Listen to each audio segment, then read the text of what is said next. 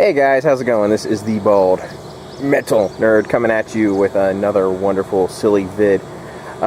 This one is definitely a little bit outside of my usual wheelhouse. Just purchased a vehicle to replace one that was destroyed a little bit ago. If you watched my video where I complained about my life over the past several days, this is the car that we bought to replace my wife's 2009 Toyota Yaris. We got a 2018 Nissan Sentra for my wife, hence the butterfly front plate, because, you know, most guys wouldn't have that on their cars. But anyway, we got a 2018 Nissan Sentra SV, which you probably already know because I'm sure you were looking at the title of this video.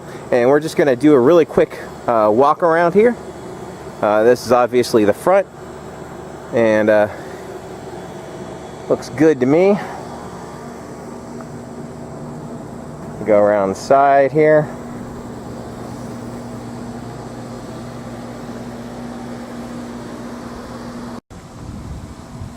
And the other side. And we'll just go right back to the front just to complete our little one revolution around the car. So there you have it. I'm going to go ahead and head to the back of the car so you guys can see the trunk.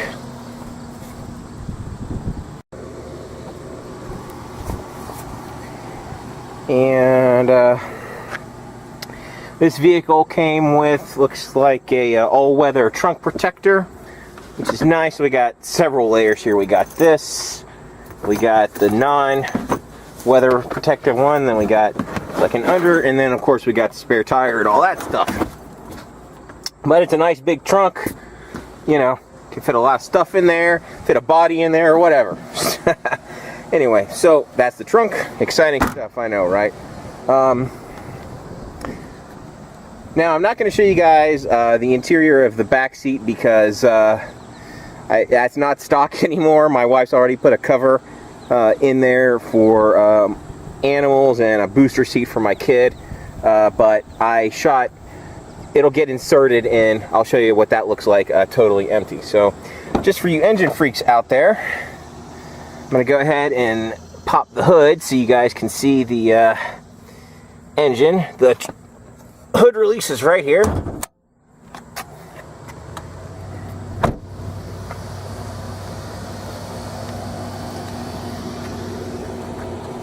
ahead and find the inner release. It's hard to do one-handed. There we go. Okay. And we'll just hold this open, and obviously we have a really nice and clean brand new engine. This vehicle currently only has 54 miles on it, so the engine will not look this good for long.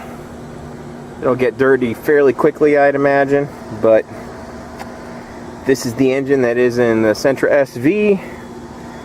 All your normal stuff. I'm of course not going to go over the whole thing, just a shot. There you go. So there you have it. Alright. So we go ahead and get in to the car here, and I'll show you the front seat, or I'm sorry, the front area here. And obviously, we just have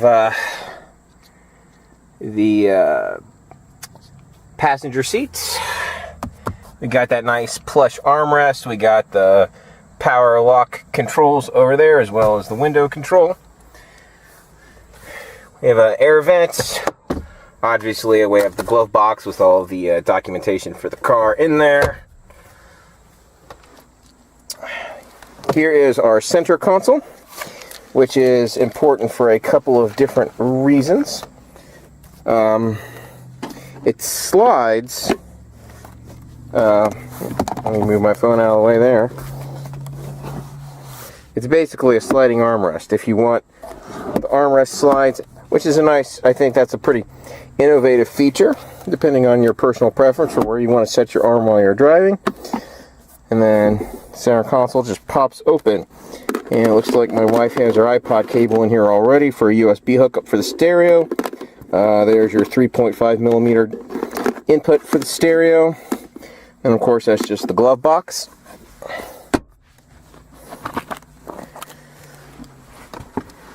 cup holders, gear shift. Let me move my garage door opener out of the way here. Hvac controls, stereo, vents, standard stuff. More controls, which we'll be going over when I start the vehicle up. Alright, now we'll take a little bit of a closer look at the interior of the driver's door. Of course, there's the door handle. There's the power window controls. Child-proof window lock. Of course, power lock controls. Cup holder. Nice plush thing. Lovely trim. So, of course, there's just the entranceway for the interior there. So, let's go over some controls here. Let me go ahead. I'm going to start the vehicle up. Of course, it does have the push button start. And there you go. That'll start the AC, which is nice because it is a hot day today. Alright, so we're going to go over the controls here. Oh, of course, there's the fuel door release. Try to get a good shot of that. We got some, basically some buttons here that affect driving mode. I would say most of the time you hit this, you see this display right here? I'm going to hit this button that says Eco. And it lights up there in the driver assist area, I believe is what Nissan calls it. The little Eco icon goes on and off. I would probably have that on for the most part because you're going to get the best gas mileage with, quote, Eco mode on. So that'd be your, well, I would call standard driving mode. Of course, the way Nissan defines standard is just with no special modes on, which obviously the Eco mode is off, so no tuning is being applied by the computer to the transmission. Of course, sport, there's a button here that says sport. So I hit the sport button. Where's the light up? It's not. Oh, you can barely see it. Oops, just dropping that here. You hit sport, it lights up right there. It's kind of hard to see because of how bright it is outside right now. So, there you go. And this button here turns your traction control off, which you got a dash indicator right there for that being off. So, there you go. Those are basically those controls. This adjusts the illumination up and down of the brightness of the lights on the dash. This, of course, are your power mirror controls. That's your trunk release. Another air vent. I'm going to go ahead and actually turn the AC off so we hopefully don't get too much wind noise while I try to talk. Okay, so those are all of those basic controls right there. Gear shift is pretty self-explanatory. I don't need to go over that. There, of course, control for your hazards. And here are your headlight and turn signal controls. And, of course, there are your windshield wiper controls. Exciting stuff, right? Horn. Volume control for the stereo.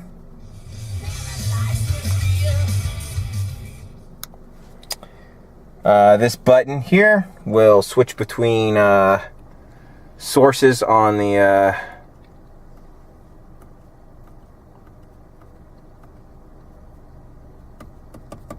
radio. This little jog control goes through your presets. There are your cruise control controls. This will turn the cruise on. That button there, and that indicates up there you got an indicator of cruise on or off. Not sure. And of course that sets your speed, that cancels it, blah blah blah. This is your phone control. This will enable you to answer your phone or do. This is to answer a call This is to do like, you know, hands-free texting or voice commands or whatever on your phone. So there you go. This, of course, are your HVAC controls, AC. You know, we got the, let's go ahead and just, you got your mode buttons here. And you've got your dual climate zone if you want a different or the same, depending on the side of the car. And it's pretty self-explanatory stuff. Auto will, of course, get your fans going to whatever preset temperature as fast as you can, or if you want, you can manually, of course, control the fan speed. Exciting stuff. Now, of course, here we have the integrated stereo. It has a CD player. Right now it's on XM. This vehicle comes with a 3-month free trial to XM radio. I doubt very much that we're going to continue to pay for XM once it runs out, because you can listen to your phone for free, so why would you pay for satellite radio? But nice to have while it lasts, right? Of course, it has FM, AM, media. I would assume would probably be like a USB drive plugged into the USB port. Display will actually turn off the actual display to the radio, and iPod menu and your standard controls. This is, of course, volume, and this will change your settings, which we'll be getting to here in a minute, because I'll be adding my phone. So yeah, let's get out of that. There we go. And over here you have what is, of course, some standard stuff. You got your speedometer, you got your fuel gauge, tach, and coolant temperature. What makes this a little bit different is, let's see here. These buttons here control what are called your driver assist, which basically gives you a status view of the car. So if I hit this button here, it shows the average speed this car's been driven, which is pretty low right now, 23 miles an hour. Tripometer is how long, it shows you how long the engine has actually been running and how far you've gone since you reset it. Tripometer B, that's your average fuel economy. And the dealer told me it'll take about 500 or 600 miles before this thing's actually calculating correct fuel economy, because this should be getting at least 29. But I said it takes a bit of time because of the way it's calculated. So there you go. And since I've been idling, we've been idling, obviously your fuel economy is not going to be that good. And that shows you what's on your radio. And then you're basically back to what I call standard. So what we're going to do now is we're going to do a few little, we're going to do a driving demonstration. And I'm going to start off by with the standard mode of the car. And I'm going to hand my camera over to my lovely assistant here. Oh, just point it out the front window. Oh, hey, she's got a seatbelt in. Do that first before we move. All right, kiddo, take that. All right. You don't have to put it on me, out the window. So right now, the car is in standard tuning, for lack of a better term. Let's go ahead and pull out, see how it does off the line. And I'm not going to be doing any... Now, if you guys are looking for, like, what I would call an extreme driving test, that is not going to happen, since this vehicle is still so new. I do not plan on pushing it to its limits. I plan on being fairly easy on this car and kind of just seeing how it'll drive under normal driving circumstances. And it does fairly well off the line. Pretty decent speed. I'm up to almost about 40 miles an hour now.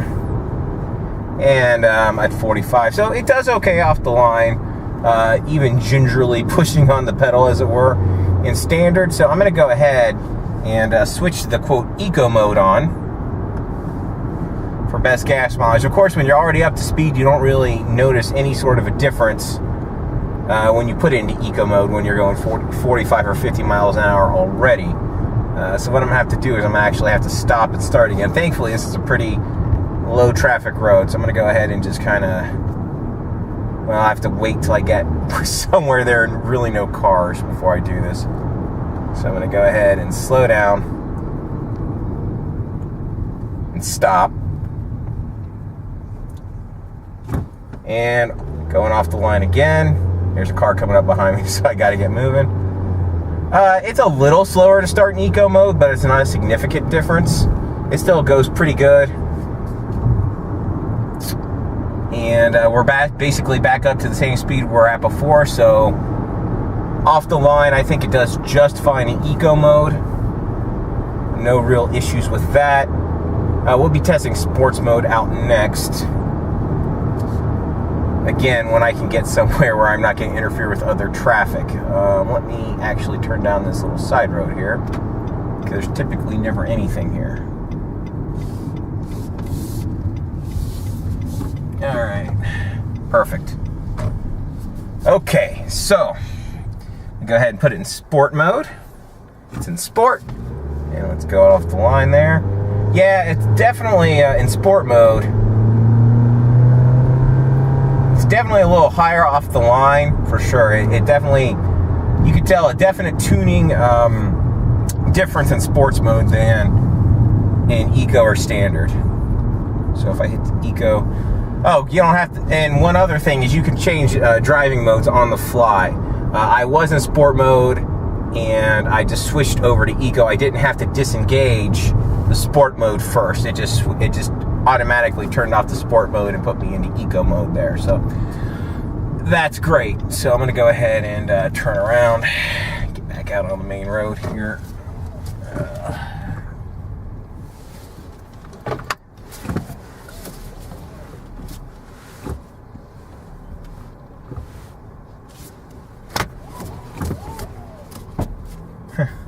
That's it.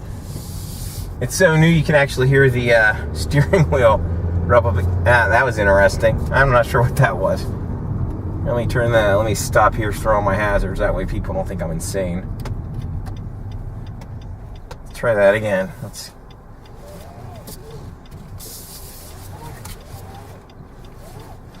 see. Oh, it's rubbing. Okay, whatever. Probably, I'm sure that's probably normal. I guess we can definitely ask the dealer about that. Interesting note. And again, I'm in driving mode, or I'm sorry, eco mode.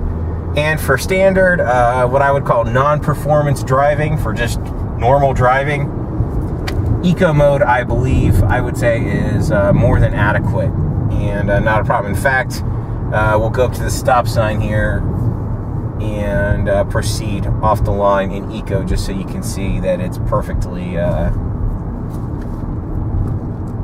good for taking off the line here. So let's go up to the stop sign, give it a stop, complete stop.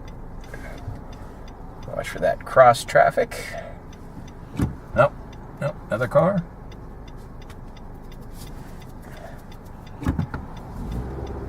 And we there, you easily take the car out. It does just fine off the line. The engine sounds good. Honestly, I can't really think of many reasons not to just make it your, if you have one of these vehicles, it, in my opinion, should be your, quote, default to drive in eco mode, because who doesn't want to get the best possible gas mileage? So what I'm going to do real quick, guys, is I'm going to pause and we'll come back when we're getting on the interstate. Go ahead. Alright guys, there were a few features I actually forgot to show off that are here on the interior. Of course, up here you have your map lights. That turns both on. And sunglasses holder, of course. And of course there's your dome light.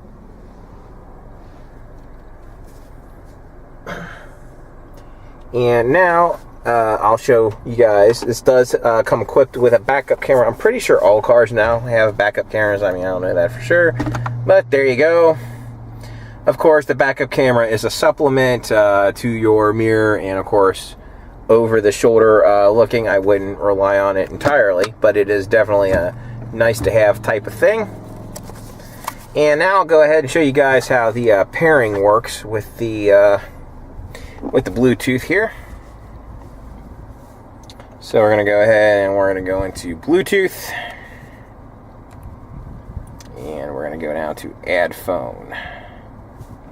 Add phone. The system is searching for your phone. Using your handset, look for a Bluetooth device called My Car. Let's go ahead and go into my phone here. Boom. I got to turn my Bluetooth on. And here it is, my phone here. I just got to wait for this thing to kind of detect it. My phone can definitely be a little wonky on this.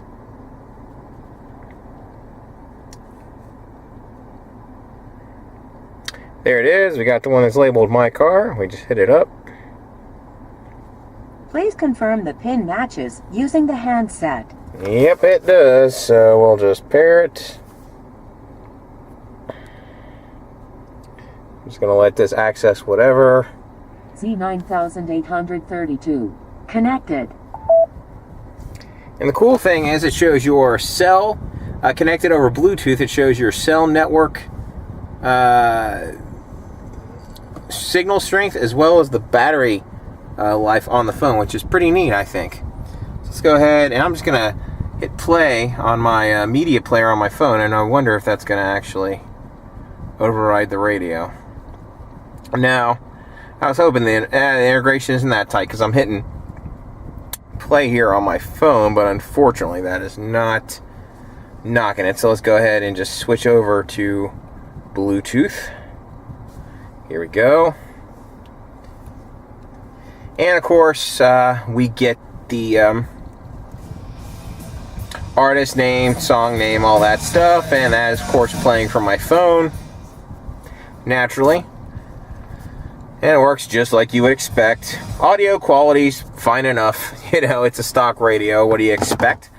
So, yeah, those were pretty much pretty simplistic stuff. Integrates with your phone. And what we're going to do now is we are going to go ahead and get on the highway. So I'm just going to do a little bit of driving here. And I still am in eco mode, and I am going to demonstrate getting on the highway in eco mode. Because like I said, that should be your default kind of drive methodology anyway. So I'm going to go ahead and get back out here on the road, and we're going to get towards the interstate.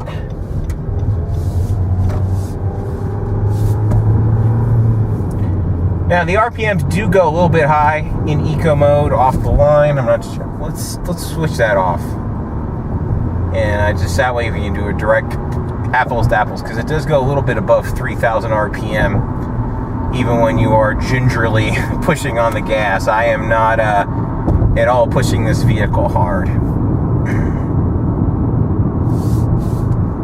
But it settles down to between 1,000 and 2,000 RPMs when you are up to speed. It's just off the line, I did notice. Revs a little bit, but not too high.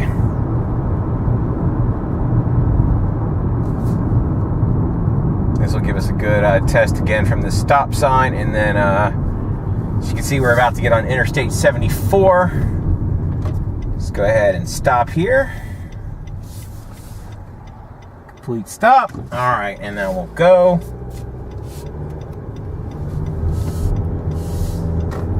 And I noticed the engine doesn't seem to rev as much in standard tuning than eco mode. I find that kind of interesting off the line. So I guess really maybe it's better to wait till you're up to speed to hit that eco button, but it's real easy to hit. And then of course here we are in eco mode. Again, no problem. RPMs are still low.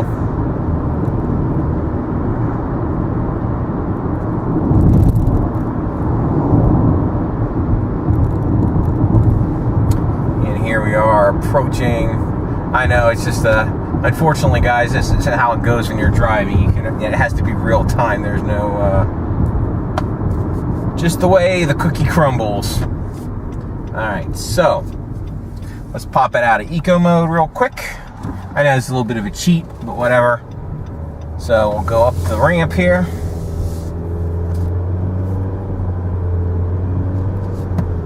And now that we're at about 35 or so, let's go ahead and pop it into eco mode. And it's doing just fine. Let's carefully merge onto the highway. RPM goes a bit high as you're speeding up in eco mode. Let's get up to about traffic speed, which is 70 miles an hour on this interstate here. And as far as RPM goes in eco mode, we are at 70 miles an hour. We are slightly above 2,000, right at 2,000. Let's go ahead and pop into standard mode. It goes up to maybe 2,200 or so. Let's go into sport. Where's sport at? Yeah, sport definitely puts you into a little bit of a higher mode there. Back to eco. So it gives you an idea of the different tunings, what it does on the car. Like I said, I would typically leave it in eco, as you are going to get the best mileage out of it, and the performance is still adequate for non-extreme driving conditions. It's of course going to be personal preference to whatever you want to do. And yeah, but that's pretty much all I really have to say about this car. Ironically enough, I actually like this car a little bit better than the rental we had. We had a Nissan Altima as a rental from the insurance company until we got this replacement vehicle. And although the Altima is, what's the word I'm looking for? More high-end, obviously. This is a cheaper car. I actually prefer the Sentra because it's a smaller car. I actually like smaller cars. Plus, it sits higher. The Altima, you definitely sit down a bit lower, and I prefer a higher stance, probably because my vehicle is a Nissan Frontier, so that would explain why I like this a little bit better. So, anyway, that's pretty much it. And I just want to note, if you guys did come here, if you just stumbled across this channel, this is the first video of mine you've ever seen, this is not going to be really a typical video for me. I don't talk too much about cars and stuff. I'm just doing it because you don't get a new car every day, so I figured, hey, I'd show this thing off, talk about it a little bit while it's still new. But most of my content revolves around music, audio, that kind of stuff. Sometimes politics and a few other things. But yeah, that's pretty much it. As always, if you like this, thumbs up. If you hate me, thumbs down. Share, subscribe, all that fun stuff. Thanks so much for watching. I'll catch you guys next time.